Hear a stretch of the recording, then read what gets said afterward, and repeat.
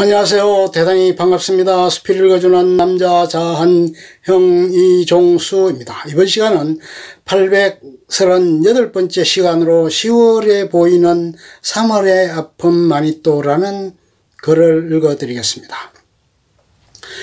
10월에 보이는 3월의 아픔 마니또 장영환저. 오늘도 위태로운 세상과 어울려 살아보려 두 발을 딱 붙이고 서본다. 자식 앞에서 자존심을 내세우다 덤터기를 뒤집어 쓰고 들어섰던 작가. 젊었을 적 사춘기 자식에게 했던 어줍지 않은 행동이 아픈 기억이 되었다. 작가의 지인의 둘째 딸의 자살 이야기와 모범생이 미국으로 건너가 문제가 되었던 사연, 가난하게 살기 때문에 자식과 떨어져 살아야만 했던 저자의 이야기 등 어른들의 실수로 아이들이 겪어야 했던 사연들이 나와 있다. 사연들은 자식을 키우는 내가 아이에게 무엇을 잘못하고 있는가 깨닫게 해 주었다. 잘난 척하고 뽀대 잡고 싶어하는 아이들에 대한 이해와 그것을 이해하기 힘든 부모, 시중에 가서도 이렇게 자세히 사춘기 아이들의 심리를 가장 잘 표현한 책들은 찾기가 힘들다. 대부분 명문고와 명문대를 가기 위한 생기부 작성법이나 무슨 과목은 어떻게 해야 하는지 공부법에 대한 책들이 있지만 사춘기를 둔 부모가 아이와 원만하게 지내야 하는 방법에 대해서는 나와 있지 않다. 1장은 사춘기 아이들과 갈등을 겪고 있는 부모들에게 많은 도움이 될 알찬 내용들로 이루어져 있다. 남자아이와 여자아이의 훈계법이 다르고 왜 여자아이가 남자아이보다 집중력이 좋은지 짐작할 수가 있었다. 2장, 저자의 부모님에 관한 이야기이다.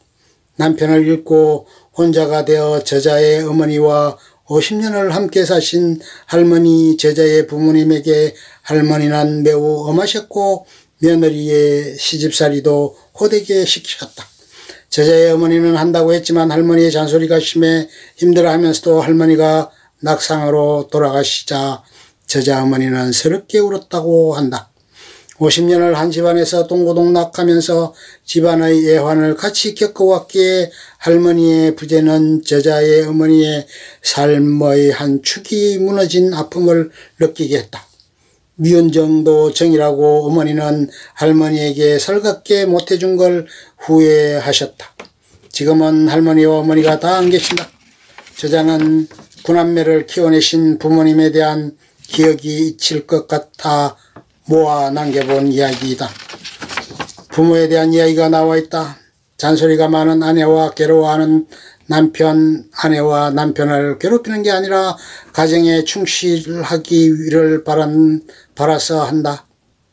남편이 충실함으로써 경제적 손실을 떨고 아이들과 따뜻한 가정에서 잘 키우고 싶은 아내들의 속마음인 것이다. 하지만 아내의 잔소리로 인해 남편들이 상처받는다.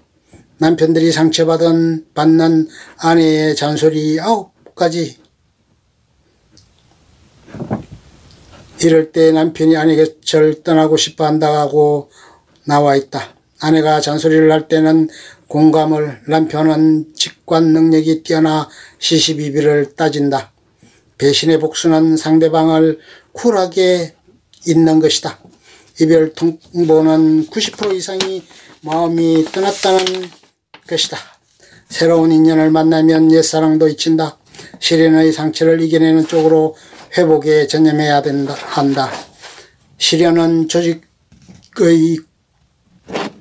조적의 고수다. 옛 애인의 좋은 점만 생각하지 말고 나쁜 점만 생각하여 잊어버리자. 핀란드에서는 아들의 성교육은 엄마가, 딸의 성교육은 아빠가 한다. 딸에게는 남자의 특성을 더 잘 아는 아빠가 가르쳐주고 아들에게는 엄마가 여자에 대해 더 잘 알기 때문이다. 공감 가는 부분이다. 벌써 중1학년 학생이 호기심의 선을 넘었다는 이야기를 들은 적이 있다. 올바른 성문화를 위해서는 바른 성문화를 위해 조금은 진실된 변화가 필요한 듯하다. 아이들의 미래를 위해서 그리고 올바른 가치관을 만들기 위해서는 평등과 배려를 배워야 하고 사회에 나가 건강과 자신감, 독립심을 키우려면 어느 정도 위험은 감수해야 한다. 노르웨이에 까진 무릎의 축복은 아이의 미래를 위해서는 아이들이 조금 추워봐야 하고 배고파봐야 하고 노르웨이의 추운 겨울을 견뎌봐야 건강한 아이로 성장할 수 있다는 것이다. 아이들이 보호자의 관심 없이 위험에 노출되면서 두려움을 이겨내고 불안감을 극복하는 과정을 통해 리더십과 독립심을 키워내는 것이 아이들의 미래를 위한 최고의 가르침이자 선물이다. 작가는 광주 정부 전산센터장으로 2년 동안 근무했다.